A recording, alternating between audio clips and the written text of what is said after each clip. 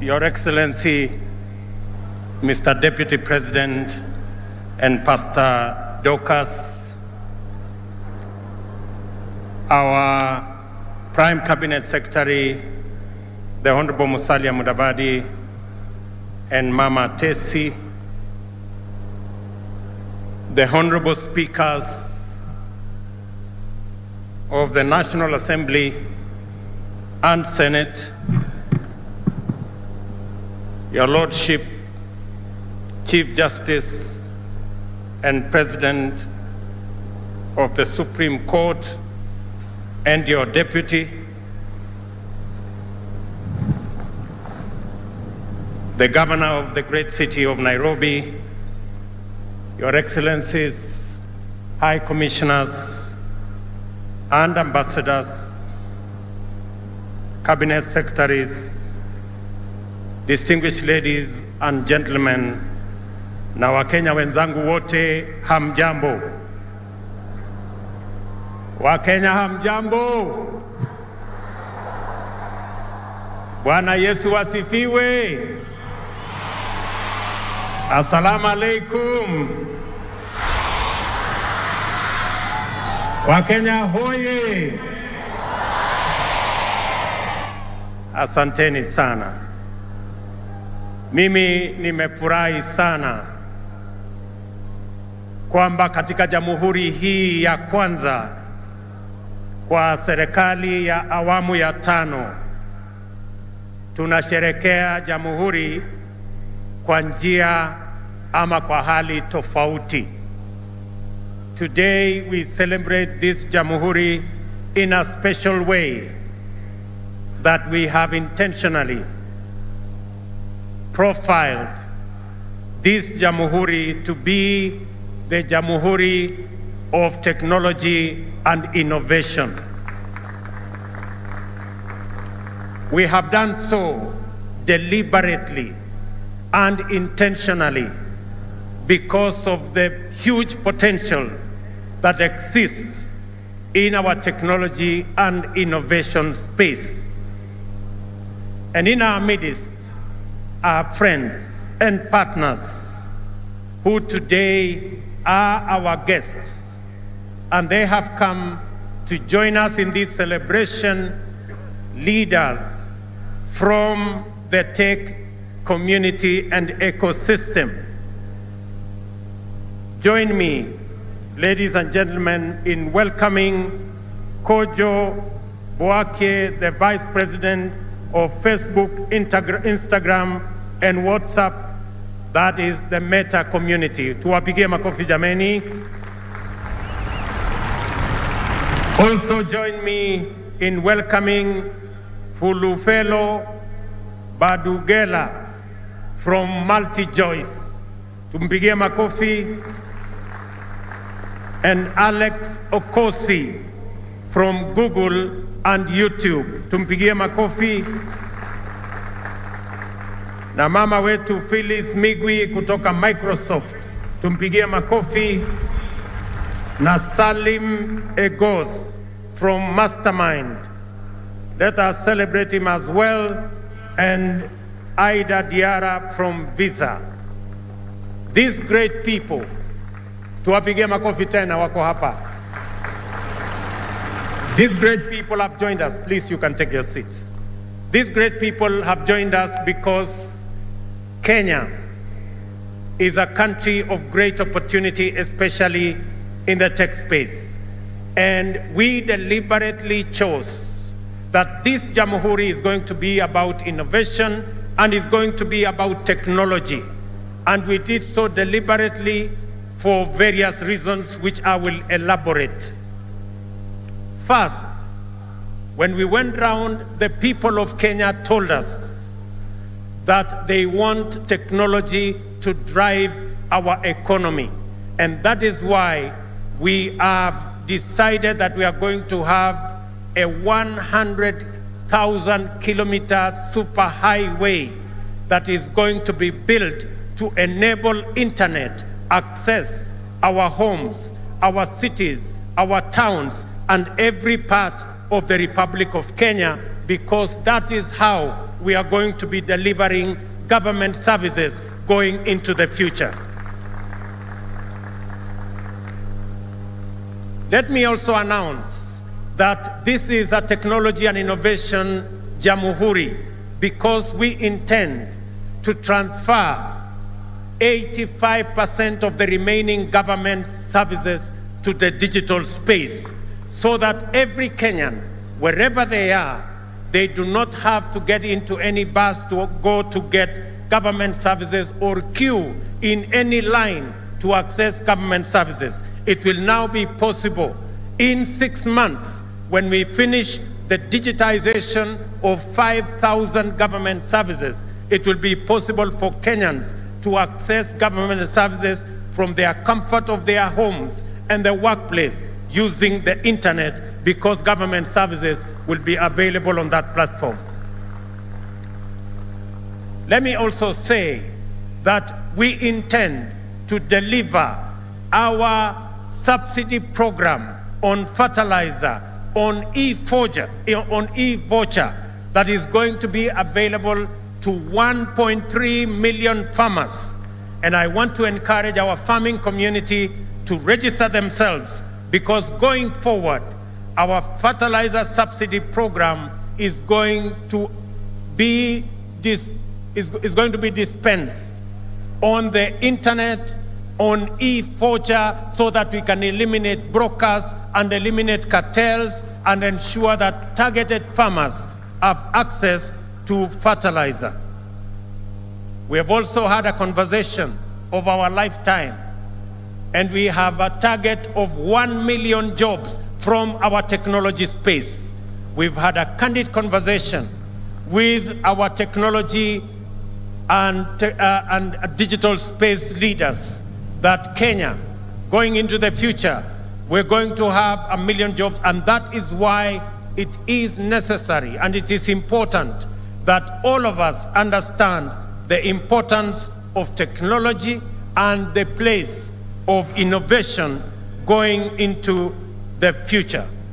Let me also say, as we deliver our universal health coverage, our tech community is going to be the space for e-health, and therefore our universal health coverage is going to be provided on a digital backbone and ensure that all health records are made portable, courtesy of technology, because that is the intention of our administration going into the future. And let me say that if there was any doubt in anybody's mind about the power of technology, just look at what has happened to the Hustler Fund. In a record 12 days, today, the Hustler Fund has 15.4 million subscribers. In just 12 days, the Hustler Fund has lent 7.54 billion Kenya shillings to approximately to the 7.4 to the 15 million Kenyans that are on that space. And let me also say that the Hustler Fund has accumulated savings of close to 400 million shillings in just 12 days, well on track to 1 billion shillings in the next few days. It confirms the power of technology. Without committees, without secretariat, that is what the Hustler Fund has achieved. And the good news, and I want to thank the millions of Kenyans who have borrowed on this platform, that today 1.2 billion shillings has already been repaid by Kenyans who borrowed on this platform. And it is clear that two things have come around because of what you have seen on the Hustler Fund. Number one, it has provided a platform for millions of Kenyans who have been looking for an opportunity to save. And number two, The Kenyans borrowing on this platform, they have not been derailed by the rhetoric of those who are against the Hustler Fund. Let me say for the record and ask fellow leaders, my good friends, you are borrowing your mortgage at 3%. You have the capacity to borrow from your bank at 14%. Why do you want to derail the hustlers who today are suffering from Shylocks and from predatory lenders, and they are being charged 360%? And you're telling them not to pay money given to them at 8% so that they can go back and pay at 360%. Be humane, be kind, please allow the people borrowing on the Hustler Fund to also enjoy low interest rates the way you and your families are enjoying. Do not derail those Kenyans who have suffered for long from now accessing money on a digital platform that is of interest, that is reasonable. And as we enter the 6th decade of our independence, we can proudly cite many achievements and impressive progress made through our own consistent efforts as evidence that our freedom struggle was neither an empty political adventure nor a reactionary born of idle resentment. We gather as a nation to commune with our forefathers who were long-suffering innocent victims of imperial plunder and colonial oppression, yet also heroic defenders of our inalienable sovereignty and valiant fighters of our freedom. On Jamhuri Day, we celebrate the moment when Kenya proclaimed itself a free democratic republic. It is also a time to reflect deeply on the founding aspirations of our nation. And I want to say, while I move along with you, that in the early moments of this administration, we engaged to ensure that the challenges that millions of Kenyans told us in this campaign, we began the journey to address those challenges. One of the biggest and notorious challenge is the challenge of high cost of living. And it is imperative that we have a clear plan. And I want to tell the people of Kenya, this high cost of living, we are tackling it in 3 phases. Number 1, our first agenda when we came into office is to ensure that we encourage farmers to access affordable fertilizer. And that is why we reduced fertilizer from 7,000 shillings to 3,500 so that we can enable our farmers to be able to enhance their productivity in our journey towards making food affordable in our republic. Our second agenda, and I have said this, is that we are going to import 10 million bags of different assorted types of food, including maize, so that we can close the gap temporarily because of the harvest that was limited in this year's agricultural season, occasioned by climate change and failure of rain. And thirdly, we are now in the process of working with the private sector to ensure that we import 300,000 metric tons of fertilizer for the planting season that is going to come from January going into April. Already, 2 million bags have arrived in the country and 4 million bags are on the way. And I want to assure our farmers that we are going to stand with them to make sure that government provides adequate seed and adequate subsidized fertilizer to make sure that our productivity is enhanced so that we can produce enough food and reduce the challenges of the high cost of living in our republic. The second item that we must tackle is the issue of ensuring that we create enough jobs for the millions of young people in our nation. Apart from what we are doing with the tech community, our housing plan, which we have rolled out in earnest, already we have launched the construction of 40,000 units of houses in the last 3 months, and in the remaining months of this year, we're going to launch the construction of 160,000 additional houses across the Republic in our quest to ensure that we have 200,000 houses built around the country, both social and affordable houses, so that the people of Kenya can not only have access to jobs, we can grow our enterprises, and we can ensure that the 6.5 million Kenyans who today live in informal settlements have become home owners. I want to request and ask all county governments. We already have 15 county governments that are working with us on this plan. I want to ask all the remaining county governments to come on board so that we can move together in the journey to ensuring that we create jobs, we build our enterprises, and Kenyans have access to affordable housing.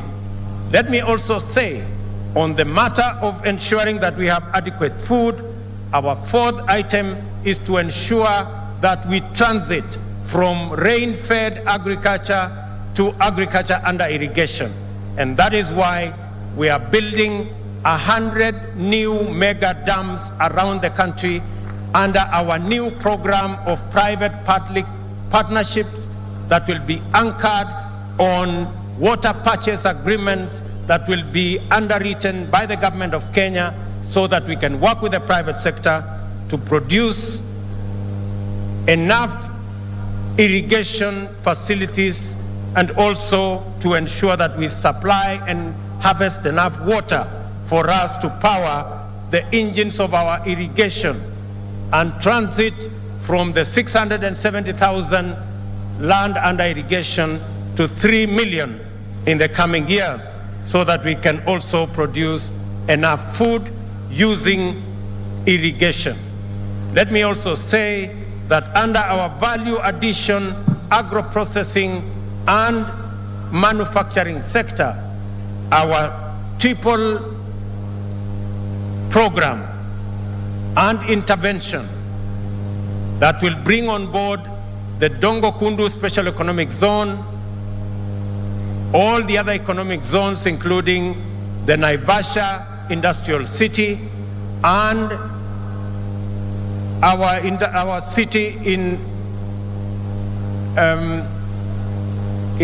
Athi River. We will ensure that going into the future, our industrialization agenda that has been going down, which has gone from 9% to 7%, we have agreed with our private sector that we will re-engineer that space using the products we have, from coffee to tea to avocado to leather to cotton. And we have agreed that industrialization is going to contribute from our 7% at the moment. We want to move it to 20% of our GDP by 2030, because that is the way we are going to add value to our products, we are going to create jobs, and we are also going to create wealth. Let me also say that, mindful of this solemn obligation to do right, while laying the foundation of a flourishing nation for future generations, I have pursued several interventions since I took office nearly 3 months ago, with the urgency, zeal, and focus that the moment demands. Since then, we have engaged successfully to reorient policing operations from a heavy and illegitimate reliance on illegal and extrajudicial interventions, which frequently entailed such intolerable violations as abductions, torture, disappearance, and murder. There is now consensus that a new policing paradigm is at hand, and it is possible to achieve a high level of security for our citizens and also observe their rights and freedoms to the greatest extent.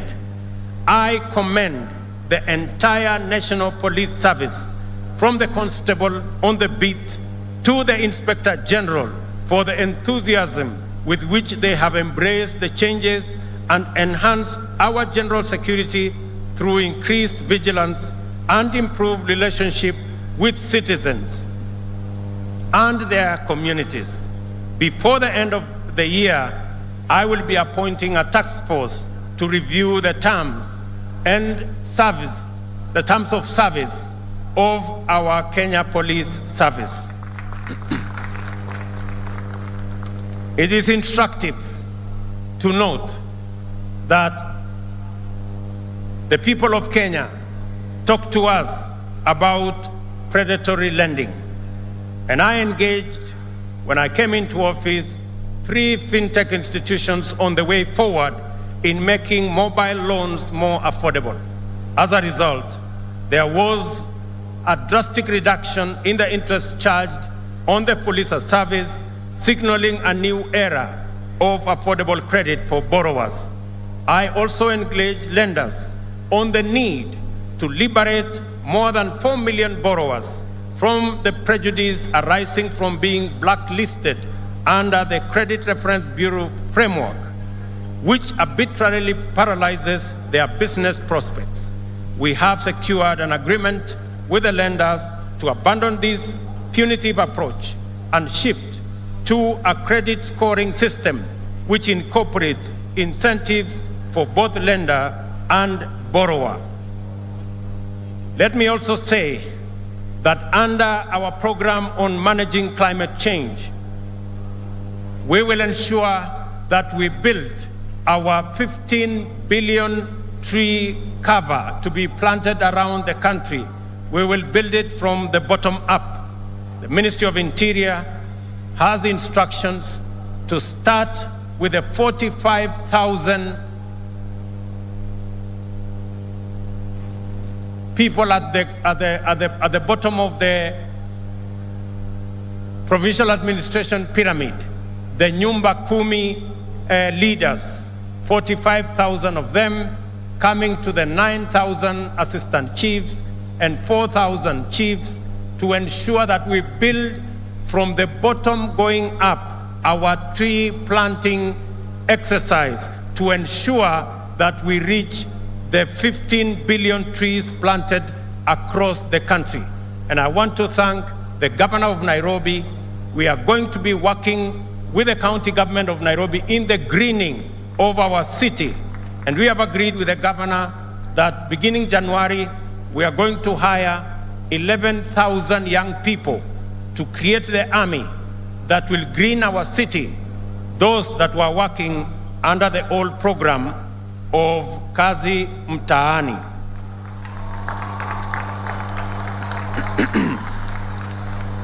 I want to ask other governors in other parts of Kenya to join us in this exercise of tree planting, because it is an exercise of our moment to manage the effects of climate change. As you all are aware, we also appointed a working party to look into our education system.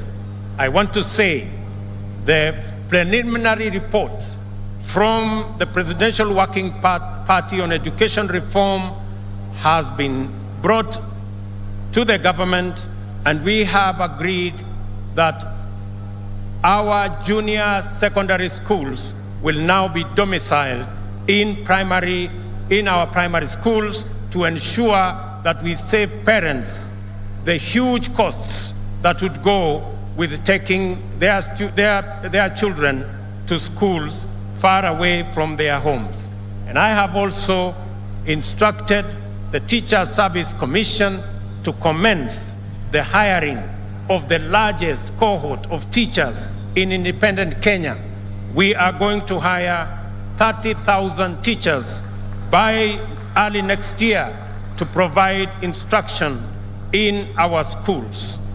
Let me also say a request from Kilifi County that the Pemba community living in Kilifi County that has for a long time suffered without identity, the government of Kenya is now going to work on the modalities to ensure that the Pemba community acquire citizenship of the Republic of Kenya.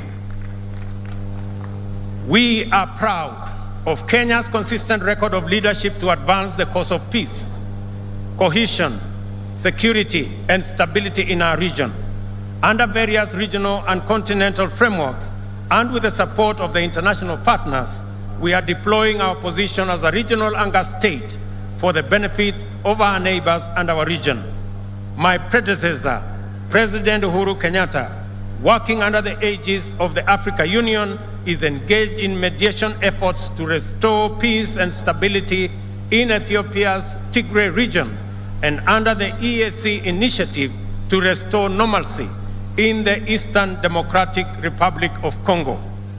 Our interests, ladies and gentlemen, are nested in a dense network of reciprocal diplomacy, which helps our agenda to attract investment, forge partnerships, and create markets for our exports and employment for our young people locally and overseas. In the last 3 months, we have aggressively sustained our pursuit of mutual beneficial endeavor with friends and partners all over the world. We have engaged productively with EAC member states, the governments of South Africa, United States, United Kingdom, Spain, Qatar, Germany, and South Korea to scale up bilateral ties and to explore avenues for collaboration in the multilateral space.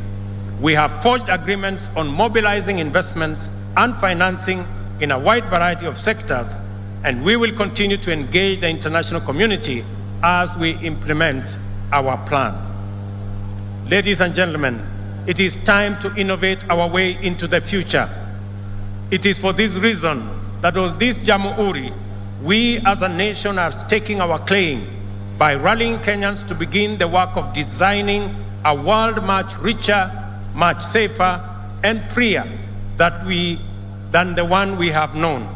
Innovation is frequently associated with technology, and we must avoid the pitfalls of viewing technology and innovation as a preoccupation with things at the expense of people. The most consequential breakthroughs in technological innovation have greatly enhanced human well-being. Among the Innovation Week's champions are the winners of 2022 HALT Prize, Eco Banner, from St. Paul's University, who employed the concept of green and circular economy to produce biodegradable sanitary pads from banana fiber. I have asked the Ministry of Education, in recognition of their innovation, to work with these young innovators on the delivery of our commitment to provide sanitary pads for schools in Kenya. The Kenya Innovation Week attracted large global technology firms whose senior leaders made their way to Kenya to witness firsthand the magnitude of the innovation potential of our Silicon Savannah. We have agreed on partnerships to support local organizations in providing opportunities for young people to acquire training and skills on various aspects of digital productivity. We are also exploring ways of making the benefits of monetization of online activity available to Kenyan content creators on more platforms. I have spoken directly to Meta, the parent company of Facebook, WhatsApp, and Instagram, to monetize content for our digital entrepreneurs that will exponentially multiply their incomes and create employment opportunities for others. I am impressed and encouraged by the power of monetization and remote jobs. This is the way to the future. And I was asking myself, if I was not a state officer, I wonder what the content of my small Facebook page with 2.3 million followers would earn for me daily. As we have witnessed today from the performances that have given us thrilling entertainment, our creative sector is ready with thousands of highly talented and promising young people waiting to seize opportunities to stream high-quality content for monetization.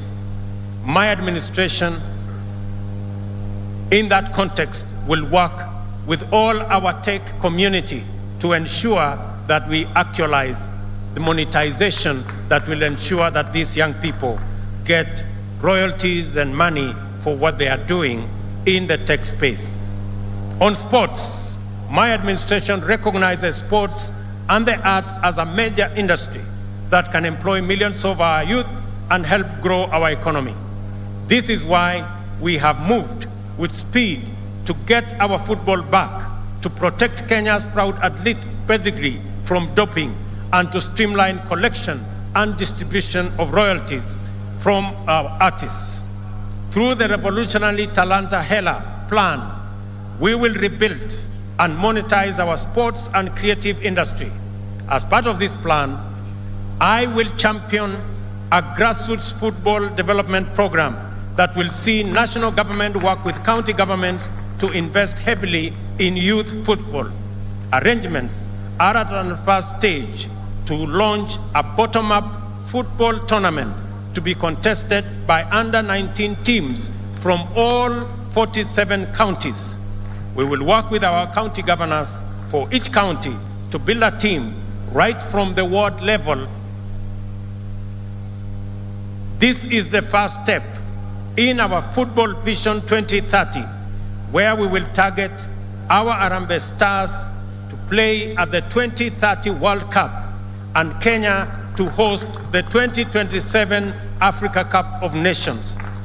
Together, let us build Kenyan football from the grassroots of our villages to the grand stage of the World Cup. I suggest to the ministry that the finals of these inter-county teams should be held on Jamhuri Day every year so that we can celebrate the teams from across Kenya. We are ready to take our place as the digital workforce of the world. Our commitments under the digital superhighway component of our plan were intended for this purpose. To underscore our intent, we are today unveiling several cohorts of graduates whose training was supported under arrangements between the government of Kenya and the private sector. Safaricom retrained a number of university and TVET graduates to meet the digital industry needs of software engineering and data. Also, graduating today are the Presidential Digital Talent Program, a class of talented youth selected by the Information and Communication Authority for training through internship. Additionally, it is a big day for the beneficiaries of the Kenya Commercial Bank Tujiajiri program. And finally, the Google Hustler Academy, who underwent an intensive and interactive training program, are ready to begin their journey in a world of work and opportunity that is now familiar territory. I now request all these graduates present today to rise. Hawa ndio wangwana wako hapo. And let me say the following to them. Fortune rewards the bold. I congratulate the young people who followed their curiosity and passion to explore new ideas and possibilities, and are now at the threshold of a new chapter in their lives and careers.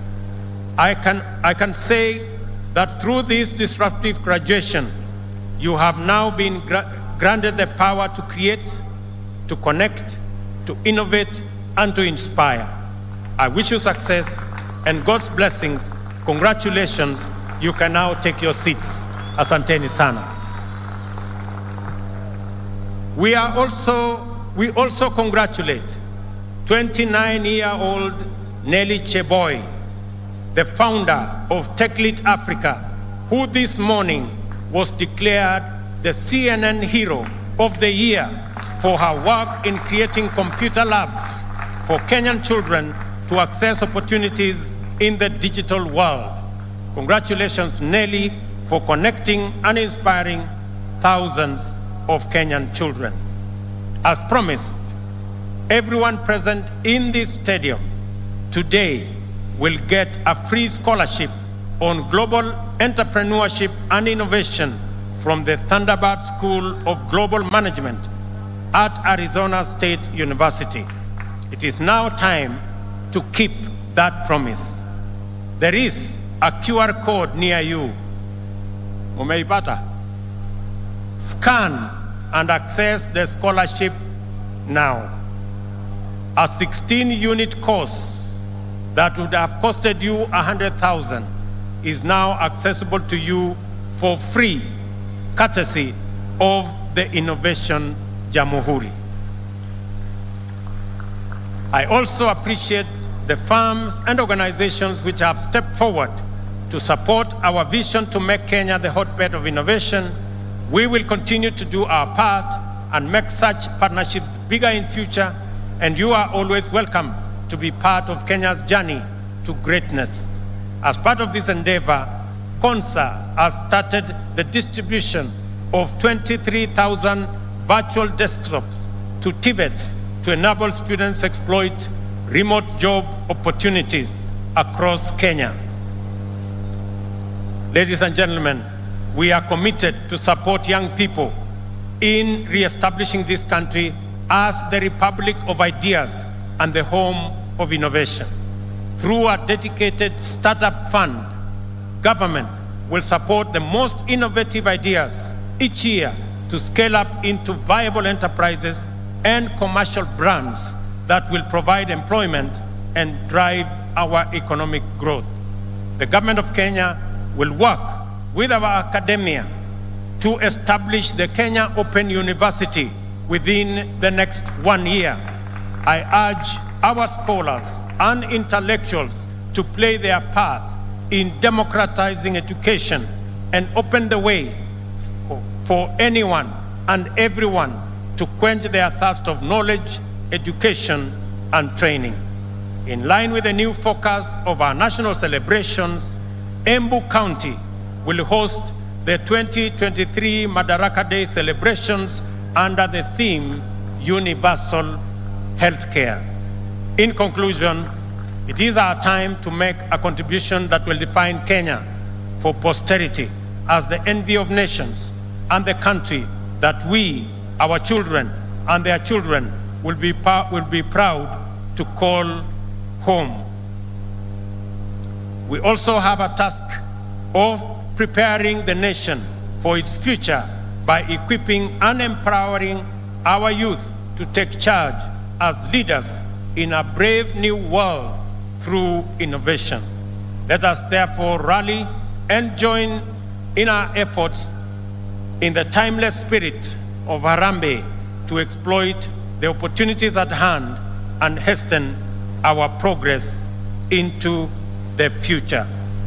Nasema asanteni sana kwa kunisikiza na watakia baraka ya Mungu na muwe na Krismasi njema.